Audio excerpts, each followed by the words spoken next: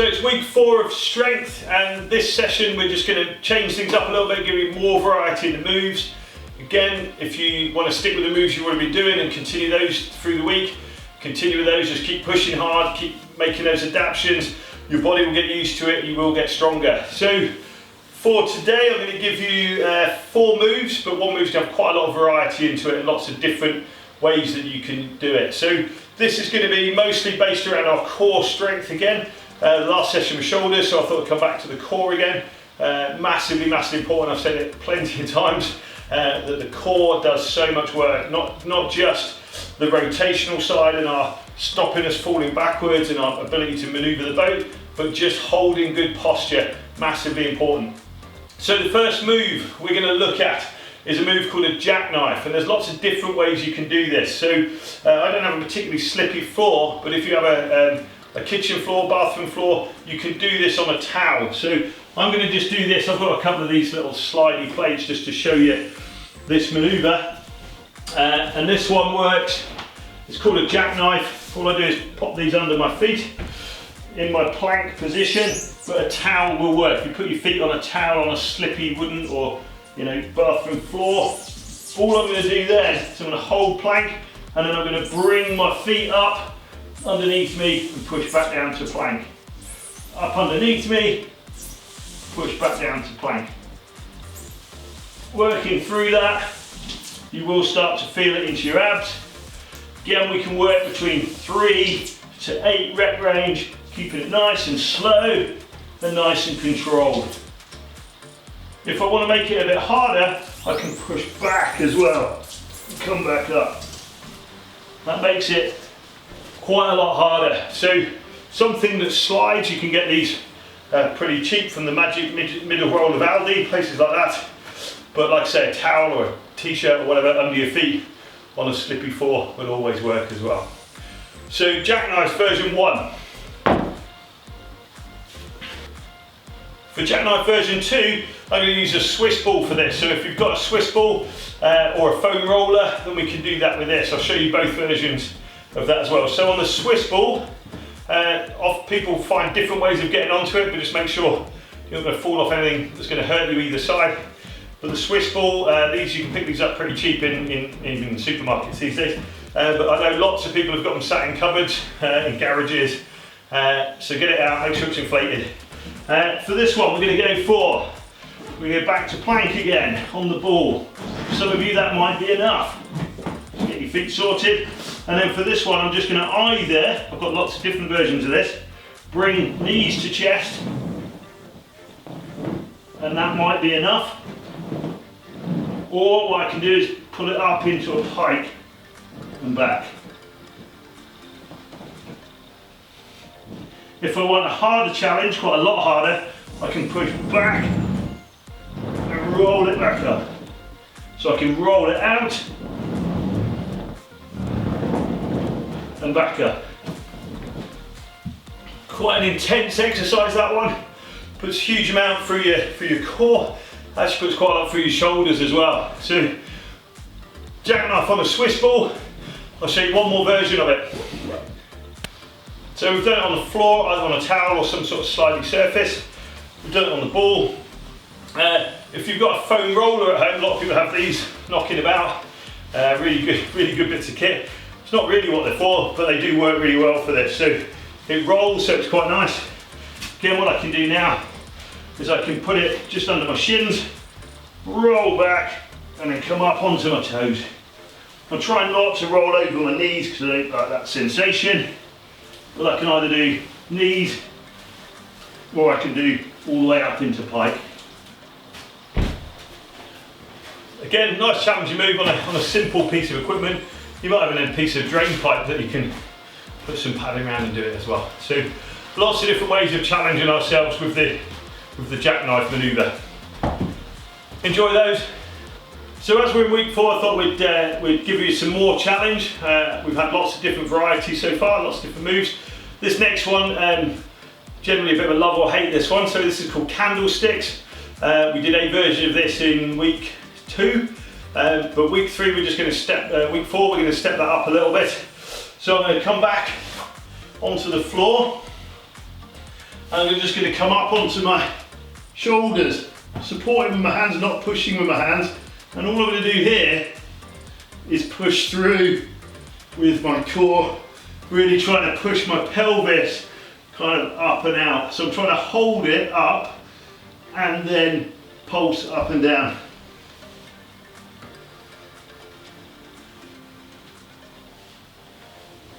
Really nice move. Great for controlling that lower body. So again, it's good for all the disciplines we're trying to do. It's quite an intense move.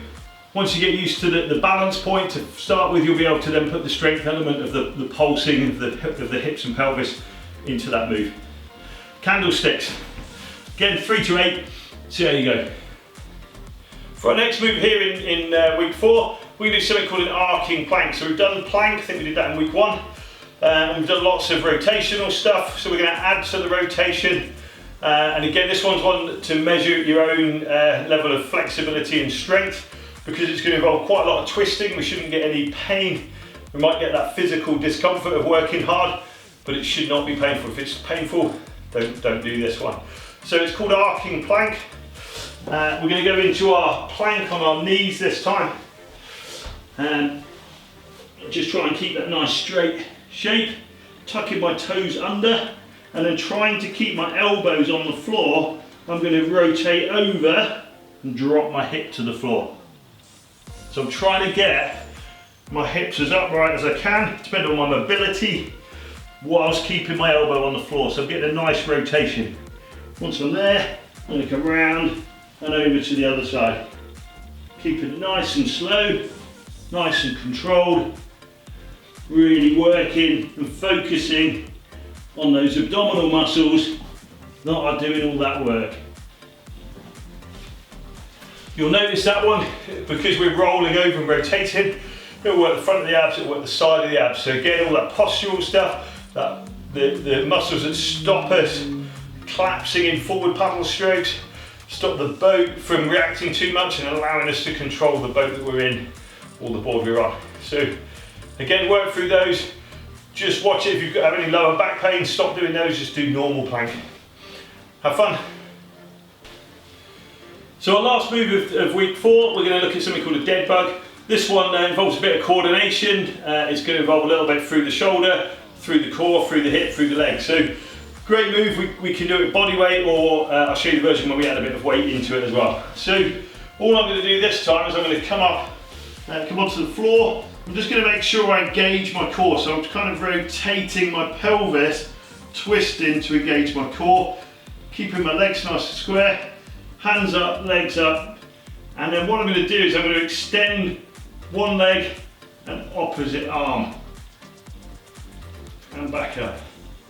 Takes a bit of coordination, takes a bit of concentration for this one. And it's quite a nice one to put at the end of a session if you've just done some harder moves, because this one is a little bit easier. So they're dead bugs. You can add simple weight if you've got dumbbells or anything, you can add those. But equally I can get my trusty bottles of water and come back up, and then I can just extend here as well. I really like this one because it involves just that extra bit of concentration and focus. Just like we do when we're paddling, we need to try and maintain form, maintain coordination whilst concentrating at the same time. That's why I really like this sort of exercise. So throwing in as many of these ones that I've shown you throughout the week as possible. Enjoy week 4 strength sessions. See you next time. So this is cardio number 4. Come outside today. Finally the weather's dried up and it's a nice day to get outside and get outside the house. What we're going to do today is a cardio session that's going to use just a section of, you can use a bit of your garden, go up and down the same small bit of garden, or you could go out and do this as a sort of around the block or out in the field, park, wherever. So it's a fartlek session, this one. Fartlek means speed play. And the advantage of doing this is it means you can really work it at your own rate and work it as hard as you like. Remember that RPE scale, 1 to 10. At some points in this we're going to be in quite a restful state and kind of down at 5, and other times we're going to be working hard up to about 10. So the way this works is the first kind of few laps up and down the track here. I'm just going to walk those just to build up to it, get my heart rate slowly up. Next couple of laps I'm going to do, I'm going to just start to gentle jog. After that, I'm going to go back to a walk, then a gentle jog, then I'm going to pick up the speed into a bit more of a run. After that, I'm then going to start doing some short sprints. Then I might drop back down into a jog, then into a walk, back into a run, up into a sprint, and I can just keep fluctuating the kind of pace that I'm going at and the speed I'm going at, depending on how I'm feeling. This only really works if you push yourself hard and you get that heart rate coming right the way up, right the way back down again, all the way back up, and just keep working through that. Kind of half an hour, 45 minutes will give you a really good cardio workout. You'll be out in the fresh air, you'll be challenging yourself. It's a great way to get into this kind of outdoor cardio based fitness if you're new to it. And if you're really into it already, then fartlek session's a great way of just changing that kind of style of session up rather than just a run. It really mixes it up, and it does mimic quite a lot of how we paddle as well. Lots of short bursts with a bit of kind of lesser intense activity back into a short burst of activity. So it really mimics what we're doing. So enjoy this one. I'm off to make a start.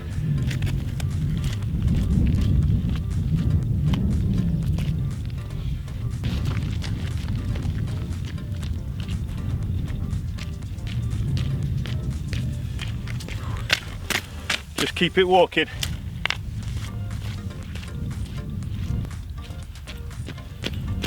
Starting the jogging phase.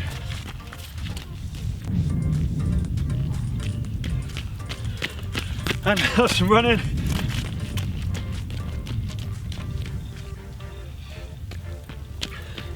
Just going to keep the pace nice and high, get that heart rate up.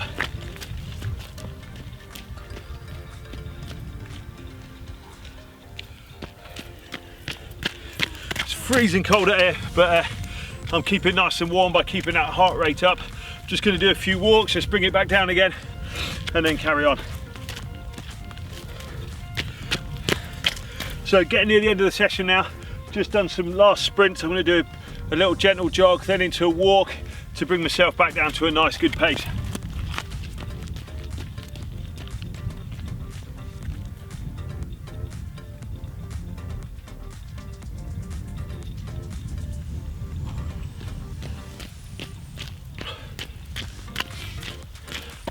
Great session.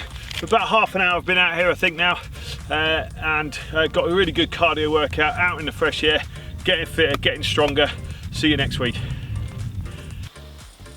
It's week 4, we're now on to our mobility session for week 4, and what we're going to look at here is again some of the forward bends so that we can sit in that nice posture whether we're in canoes or kayaks. So we're going to work on our hamstrings, we're also going to work on our quads. But we're going to look at some rotational twisting type moves as well, just to keep building that all-round ability to manoeuvre with ease. So the first one we'll do is we'll just do a sat one first. So this one is legs together, feet up, slightly soft knees. When I mean soft knees, I say slightly bent knees, not all the way up here, but just here. And then all I'm going to do is sit up straight and just bend forward to a point where I'm feeling that stretch down the back, underneath me, down my hamstrings at the back of my legs here. And I'm just going to hold that position for 15 seconds up to a minute. What you'll notice during that time is that you go, oh, the discomfort has eased, and if the discomfort eases, I can gently work my way forwards again. Once that eases, I can gently work my way forwards again until I'm flat on my legs, which may happen one day. So I'm just feeling that slight stretch down the back of my legs here, down my hamstrings. Once I've done that a few times, what I'm going to do is I'm just going to come back up. I'm just going to bring my knees in close, but I'm not going to pull them in with my hand. I'm going to pull them in just by using my hamstrings. So I'm just going to squeeze my feet towards my bottom. Squeeze, squeeze, squeeze, just to take that stretch out of it. And then what I'm going to do is come back around again. I'm going to hold that for sort of 10 seconds, and then I'm going to sit up straight, this shape again, and forward bend again. And I should find that that gets a bit easier each time. So I'm going to repeat that, maybe 4 or 5 sets of that, to just to see if I can get some easing up of the hamstrings which for us kayakers, anybody sat in a boat, this position, I know it's generally this position or this position, but being able to sit comfortably upright and slightly pitched forward in a good forward paddling posture is really important, and that's some of that, the resistance to that comes from our hamstrings. So if we can get those nice and relaxed, we'll be able to sit holding better posture without exerting extra energy and tiring ourselves out. And it means we can be more dynamic with the boat or in the boat as well. So really, really important. For the kneeling up group, so you canoe paddlers, we did this one before, so this is one that's worth sticking with. Knees together, feet pointing flat behind me, hands just behind, and pushing my hips forward. Just nice stretching down the quad. Again, our quad, the way it links, the quad muscle kind of joins across and links up with the lower leg. So if this is tight, then we've got a tightness going over the knee, and that's quite often why we get discomfort kneeling. Sometimes it's just about the pressure in the boat, and that's to do with the outfit of the boat. But if it's just being able to bring your foot in, and this makes it tight, then we can free that up a little bit by using our stretches into our quad. So I'll just show you that move again from the side. Feet together, feet pointing flat, hands behind, pushing my hips to the ceiling. So I should feel a nice stretch down the quad. Okay, we're now going to look at 2 rotational exercises. First one we've done already, and then the second one's a little bit more intense and involves a little bit more effort. So I'll show you the first one. So I'm going to take my right foot over my left knee, and I'm going to take my left elbow over that right knee, and I'm going to rotate round. I'm not forcing myself, I'm just applying just a little bit of pressure to help get the stretch. Again, holding it for that 15 seconds to a minute. And I should feel that like twisting sensation through my abs and my lower back. Let's go the other way. I'm going to take my left foot over my right knee, my right elbow over my left knee, and I'm going to rotate around, applying just that little bit of pressure. I use the word pressure, not force, because I shouldn't be forcing it, around. And again, holding that. And I can notice straight away that this side's a little bit tighter than the other side, so I'm just going to hold this side for a bit longer, if that's the case, and try and balance things up. For the last little mobility exercise we can do, something called scorpions. For this one, I'm going to come over onto my front, and I'll do it facing away from you, and then I'll do it facing towards the camera as well. So again, this one's about rotation through the spine. So this one, I'm just going to come down, my hands out to the side. I'm going to take my right foot, and I'm going to now stretch around to put my right foot on the floor behind me, trying to keep my elbows down. I don't want to be pinging up.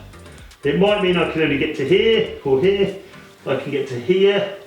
If you can go further without pain, that's great. And back. And then I can come back down, relax again, make sure I'm settled, and then take my left foot over. Hold in, and back. I'll just show you that the other way in case that's not been particularly clear, but it's a really nice rotational move. So I'll just show you one side. So I'm taking my foot over and down, and then back up, over and down. Great move, I feel that personally in my lower back and up into sort of the midpoint of my back. So I've definitely got some tightness in there that I need to keep working on, as we all do. But some great moves, get us mobile, get that rotation, again, ease of movement, less likely for injuries when we're rotating if we're already able to move through that range of movement. Let's go, enjoy that. You can do that as many times during the week as you feel comfortable. Maybe start the day with that before you go and sit at your desk. Finish the day with it before you go to bed. Enjoy.